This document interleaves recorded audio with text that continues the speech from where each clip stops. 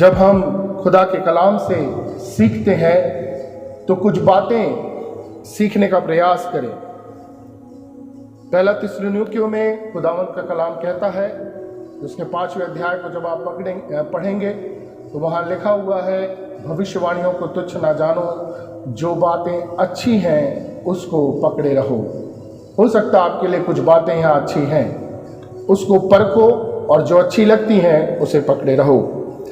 बहुत अच्छा थीम लिया गया है यहोशू 1:9 और CNI में तमाम जवानों ने इस थीम के द्वारा बहुत से खादमों के द्वारा आशीष पाई है, जहां पर परमेश्वर एक बड़ी बात को कहने जा रहे हैं। और मेरे अजीजों, खुदावंद का कलाम कहता है, क्या मैंने तुझे आज्ञा नहीं दी। एक ऐसी बात जो किसी मकसद को प्राप्त करने के लिए है। आपका और मेरा जीवन भी इस संसार में एक जीवन यात्रा है और हमें उस प्रतिज्ञा के देश में जाना है। अगर आपने बाइबल पर विश्वास किया है और आप बाइबल पर विश्वास करते हैं, खोजी बने, जवानों खोजी बने, मोबाइल आपके पास आ गया है। वही कितने लोग बुद्धिमान, रसूखदार और कई ऐसे आए जिन्होंने कलाम मुकद्दस पवित्र बाइबल को चैलेंज किया, लेकिन आज तक इसे झूठा साबित नहीं कर पाए। हजारों सालों से जो इसमें लिखा है वो होता आ रहा है और विश्वास है कि जो इसमें भविष्य के बारे में लिखा है वो भी पूर्ण होगा। हालेलुया। बाइबल हमें क्या सिखाती है? इन बीते दिनों में कई अनुभवों से होकर हम गुजरे हैं मेरे अजीजों। अप्रैल माह को अगर देखा जाए, अनुभव किया जाए, तो हम में से यहां जितने बैठे हैं, किसी ने, कोई शख्स ऐसा ना होगा जिसकी जानकारी में या जिसको वो जानता है या दिल अजीज है, उसको इस महामारी का संकट ना आया हो और उसने अपने दिल अजीज को ना खोया हो। हर किसी ने इस अनुभव को किया है। एक बात आपको और मुझको याद रखना है कि बाइबल अपनी टाइमलाइन से चल रही है और बाइबल की टाइमलाइन को आपको और मुझको देखकर चलना होगा, क्योंकि बाइबल में पहले से हर एक बातें लिख दी गई हैं। बहुत से खादिम आए और उन्होंने इस बात की घोषणा की कि बस अंत का समय निकट है। तो क्या यह आपने खुद से सवाल किया कि क्या सचमुच में अंत का समय निकट है? क्योंकि अभी अप्रैल में हम इस बात पर ज्यादा विश्वास करते, लेकिन अभी जब ढील आने लगी, यह महामारी थोड़ी सी थमने लगी, हम फिर से अपने पुराने जीवन में आने लगे और वो बातें जो उस समय हमारे पास थी, जहां पर हर बार हम व्हाट्सएप खोलते और हमें नजर आता कि कोई प्रभु में सो गया है।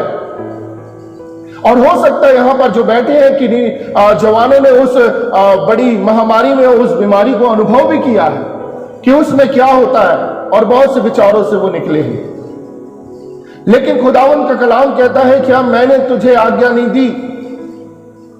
और वहां पर वो खुदावंद कहता है, हियाव बांधकर साहस दृढ़ हो, क्योंकि जहां जहां तू जाएगा वहां वहां तेरा परमेश्वर यहोवा तेरे संग रहेगा। कुछ बातों को आज हम देखेंगे आपके और हमारे जीवन के लिए। हमारा भी जीवन यात्रा है और प्रतिज्ञा के देश में हमें जाना है बाइबल की टाइमलाइन के अनुसार। आप और मैं एक चीज को याद रखें कि हमेशा हम नहीं रहने वाले। कभी भी आप किसी फ्यूनरल में गए हैं, आपने बहुत कुछ सोचा है, विचार किया है, जाना है कि भाई ये बहुत अच्छा था, या हमारे बुजुर्ग बड़े अच्छे थे, उन्होंने जीवन में बड़ा अच्छा कार्य किया, इससे हमने आशीष पाई। लेकिन कभी विचार आया कि उसमें लेटे हुए मैं भी एक दिन जाना है, मैं कैसा महसूस करूंगा? क्योंकि ये जीवन का सत्य है कि वहां पर एक ना एक दिन आपको जाना ही है। उस जगह पर हम सोचते ही नहीं है कि हमारे लिए तो आएगा ही नहीं, हम जिंदा है, आएगा।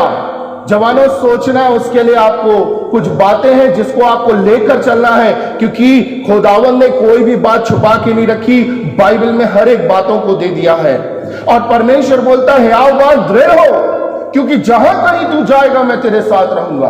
परमेश्वर की यह प्रतिज्ञा और यह वादा आपके और हमारे साथ है। सबने गुनाह किया, परमेश्वर की महिमा से रहित है। बहुत ज्यादा आपको मेहनत नहीं करनी है। आइए हम देखते हैं थोड़ी देर कि कलीसिया को दुनिया को लीड करना, आपको और मुझको लीड करने के लिए चुना गया है। आज आपके और मेरे जीवन में तमाम लोगों की जो नजर है वो है यहोशू को लीड करने के लिए चुना गया कि अब वो मूसा की जगह पर आगे लीड करेगा और प्रतिज्ञा के देश में वो बनी कौम इज़राइल को लेकर जाएगा। आज आपका और मेरे लिए खुदावंद यही कहता है, उस प्रतिज्ञा के देश में जो खुदावंद यीशु मसीह ने हमारे लिए रख छोड़ा है, हम इस दुनिया को कैसा लीड कर रहे हैं। हियावान और दृढ़ हो जा। और ये मैं नहीं कह रहा हूं कि हमें चुना है क्योंकि हम कलीसिया हैं। जल्दी से खुदावंद के कलाम को निकालें, इफिसियों 3:10। और कोई अगर मेरा पढ़ने में सहायता करे तो जल्द से जल्द कलाम को निकालते जाए। 3:10, ताकि अब कलीसिया के द्वारा परमेश्वर के नाना प्रकार का ज्ञान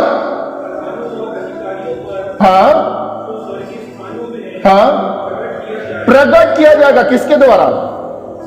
कलीसिया के द्वारा। किसके द्वारा? आप और मैं कौन है? खुदावन की दुल्हन है और कलीसिया है। कलीसिया के द्वारा।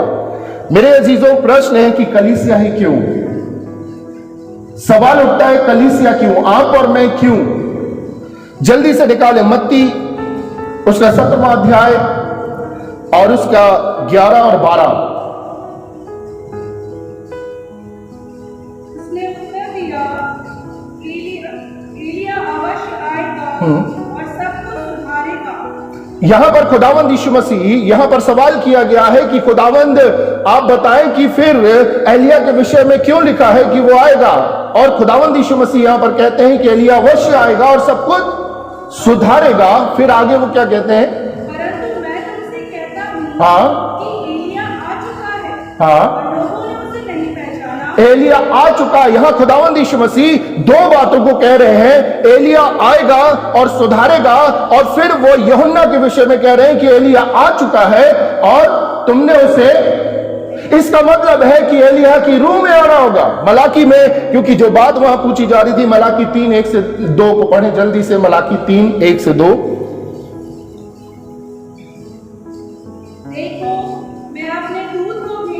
देखो मैं अपने दूत को भेजता हूं और वह मार्ग को मेरे आगे सुधारेगा। मार्ग को मेरे आगे सुधारेगा। और प्रभु जिसे तुम ढूंढते हो वह अचानक अपने मंदिर में आ जाएगा। अचानक अपने मंदिर में आ जाएगा।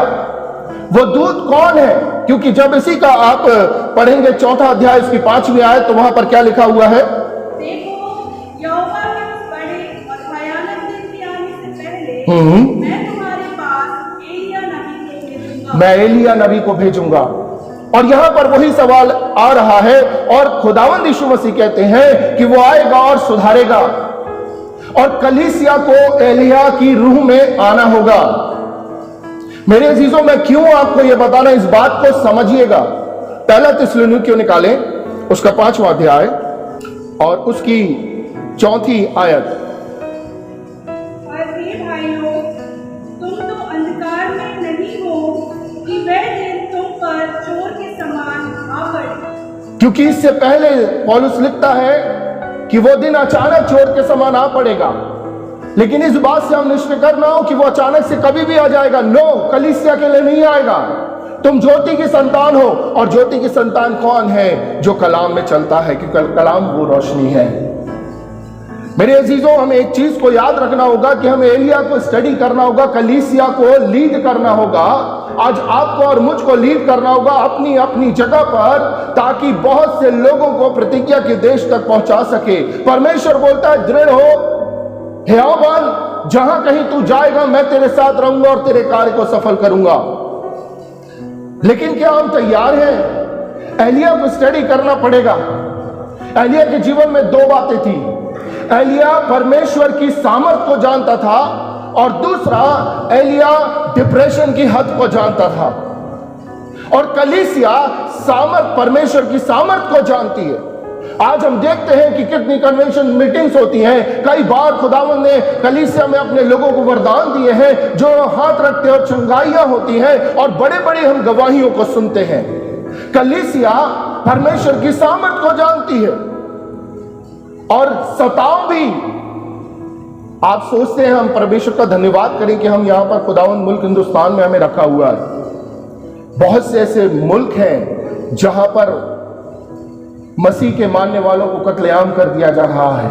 90,000 सालाना एक रिपोर्ट के अनुसार मसीह मार दिए जाते हैं।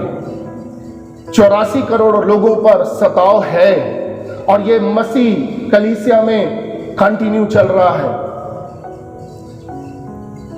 बीजू थॉमस, मेरे ख्याल से बीजू थॉमस तेरा, उनका आप देखेंगे तो उसमें आपको पता चलेगा जो परसिक्यूशन के विरोध में वो सोच रहे थे कि लॉकडाउन लगेगा और मसीहों पर सताव कम होगा, लेकिन उनकी जो एक रिपोर्ट और ग्राफ आया उसके अनुसार लॉकडाउन में सबसे ज्यादा सताव मसीहों पर आया।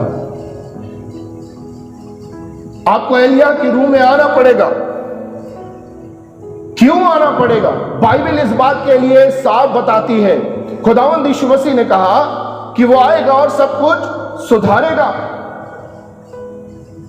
एक इतिहास में एक शख्स हुआ जिसका नाम था एंटिओकस एपिफेनेस, जो मसीह विरोधी है, उसकी मिसल है। अर्थात बाइबल के अंदर, यूसुफ के अंदर भी अगर हम देखेंगे तो यीशु मसीह की झलक नजर आएगी, मूसा के अंदर भी देखेंगे तो झलक नजर आएगी। उसको स्टडी करेंगे तो वहां पर आप जब देखेंगे कि जो मलाकी और मत्ती के बीच में कई बार हम सोचते हैं कि वहां पर परमेश्वर का कोई काम नहीं हुआ, लेकिन यहूदियों पर सताव हुआ और ये शख्स आया और इसने पवित्र हैकल में उन तमाम रस्मों अदायगी को किया जिससे परमेश्वर को घृणा है। आप गूगल में सर्च कर सकते हैं, एंटिओकस एपिफेनेस नाम डालेंगे और वो आ जाएगा, उस समय की उसकी डिटेल आ जाएगी। तो हर एक चीज जो है वो मिसल के रूप में है जो आने वाले समय में होगी। सीबीएन की एक रिपोर्ट है आज के समय में। मेरे अजीजों, आप और मेरी जिंदगी में भार है। आपके पास और मेरे पास जो जवान बच्चों, दो ऑप्शन है इस संसार में। अगर आप जाएंगे विश्वास सुनने से और सुनना, विश्वास सुनने से और सुनना मसीह के, विश्वास सुनने से, बाइबल को समझना है, विश्वास सुनने से होगा। आप क्या सुनते हैं? आप रोज सुने तीसरी लहर, तीसरी लहर, तीसरी लहर, आ जाएगा। आप जो सुनते हैं, लेकिन बाइबल इंस्ट्रक्शन देती है, लेकिन सुनना मसीह के वचन से। आपके ऊपर एक बड़ी जिम्मेदारी है। आपको और मुझको एलिय्याह की रूह में आना पड़ेगा। आपको और मुझको स्टैंड करना पड़ेगा। हो सकता कि विरोध में अहाब खड़ा है, हो सकता है इजबेल खड़ी है, वहां उसके झूठे नबी खड़े हैं, सारे उसके बनी कौम इजराइल के लोग खड़े हैं आपके विरोध में। जब आप मसीह में आएंगे, आपको चेताना है, इन नरसिंगे को फूंकना है, आपको बताना है, एलिय्याह की रूह में आना पड़ेगा, ताकि आप ये जो हयावान और दृढ़ हो जा को सीरियस लेना। परमेश्वर आपके साथ है। सीबीएन क्रिश्चियन ब्रॉडकास्ट न्यूज का एक सर्वे आया है, बहुत चौंकाने वाला है। वो अमेरिकन जो अभी एक सर्वे लिया गया, बॉर्न अगेन मतलब नया जन्म प्राप्त किए हुए जवानों के बीच का है। मैं आपको बता रहा हूं, प्रभु का धन्यवाद हो कि यहाँ पर हमारे आदरणीय पासवान जेम्स जैसे और इतने अच्छे पासवान लोग हैं जो जवानों को प्रोत्साहित करते हैं और उनके हर कार्य के लिए दुआओं के साथ उनके साथ खड़े रहते हैं। लेकिन वो जो सर्वे है चौंकाने वाला है। 60% यूथ अब ये बिलीव कर रहा है कि सिर्फ यीशु मसीह के द्वारा उद्धार नहीं है, और भी रास्ते हैं। 30% यूथ अब जो बॉर्न अगेन, मैं बोल रहा हूं फिर से, नया जन्म प्राप्त किए वो लोग जो जानते हैं, वो क्या बोल रहे हैं कि यीशु एक नबी है। और फिर उसके बाद 30% और जो बाकी यूथ बचता है, वो 29 से 39 एज आते आते चर्च को छोड़ देता है। बहुत संवेदनशील मामला है। आपने यीशु मसीह को कैसे पकड़ा है? मेरे अजीजों, आज हम कहां पर हैं? सोचिए। आपकी स्पिरिचुअल ग्रोथ क्या है? क्या आप आ रहे हैं? आप चर्च आ रहे हैं? आप 10 साल से आ रहे हैं, आप 10 साल और आते रहेंगे। आपको जो मिला आपने उसे किया, आज बड़ा अच्छा लगा, चले गए। क्या या आपने क्या एनालाइज किया? सेल्फ सोचना। जवानों, हम हर जगह पर संवेदनशील हैं। जब बच्चा छोटा होता है, माँ बाप जितने यहां पर बैठे हैं वो इस बात को जानते हैं, बच्चा छोटा होता है उसकी हर एक ग्रोथ के लिए हम संवेदनशील होते हैं। बढ़ रहा है कि नहीं, रोने का होता है कि नहीं, खेल रहा है कि नहीं, हंस रहा है कि नहीं, तमाम वैक्सीनेशन जो उसका है जरूरी है, उसको हम समय पर दिलवा दें। और अगर मान लीजिए कई कई जगहों पर बोलना बहुत देर बाद बच्चे चालू करते हैं, चलना देर बाद चालू करते हैं, तो माँ बाप परेशान हो जाते हैं। वो उसके लिए संवेदनशील है। हम अपनी जॉब के लिए संवेदनशील है। हम 2 साल से काम कर रहे हैं, इंक्रीमेंट कहां है, प्रमोशन कहां है, हम उसके लिए प्रयास करते हैं। हम बॉस से मिलते हैं, हम दूर तक जाते हैं। हम अगर कोई बिजनेस कर रहे हैं, बिजनेस में हम देखते हैं कि 1 साल में हमने चालू किया, इस साल हमारी ग्रोथ क्या है। लेकिन जब हमने खुदावंद यीशु मसीह को ग्रहण किया, हमने चंगाई को प्राप्त किया, हमने कुछ उस बड़ी आशीष को प्राप्त किया, पवित्र आत्मा की सामर्थ को प्राप्त किया, उसके बाद हम निष्फिकर हो गए। आपने 5 साल पहले पवित्र आत्मा पाया था, आज आप कहां हैं? आपकी गवाही वही रहती, पास्टर 5 साल पहले मुझे पवित्र आत्मा का बपतिस्मा मिला। ओके, आज कहां है? आज आपका परमेश्वर के साथ लिखा है कलाम में, जो परमेश्वर के साथ संगति करता है उसके साथ एक आत्मा हो जाता है। आज आपकी दुआओं में आपका बिलीव कितना है कि आप जब दुआ करेंगे तो वो हो जाएगा।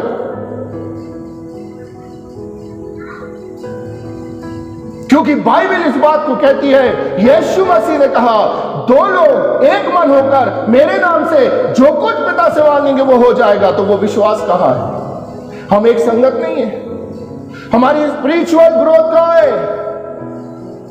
हम उसके प्रति कितना संवेदनशील है? प्रभु ये हफ्ता हमने बहुत अच्छे से यूथ वीक मनाया, हम तेरी इबादत में रहे, अब 1 हफ्ते का आराम चाहिए। कहां है 3 टाइम की प्रार्थना? उसके प्रति संवेदनशील है? प्रभु आज की सुबह की प्रार्थना मैंने की, प्रभु आज की दोपहर का टाइम मैं अपने काम से निकालकर, अपनी स्टडी से निकालकर, अपने तमाम बिजी शेड्यूल से निकालकर मेरे को दोपहर की प्रार्थना करनी है। मैं आपसे पूछूंगा नहीं 3 टाइम की प्रार्थना कौन करता कौन नहीं, लेकिन मैं आपको बताना चाहता हूं शाम की प्रार्थना कहां गई? हम संडे को 2.5 घंटा करके दुआ करके आते, हफ्ते भर संभालना। प्रभु स्पिरिचुअल ग्रोथ कहां है मेरे अजीजों?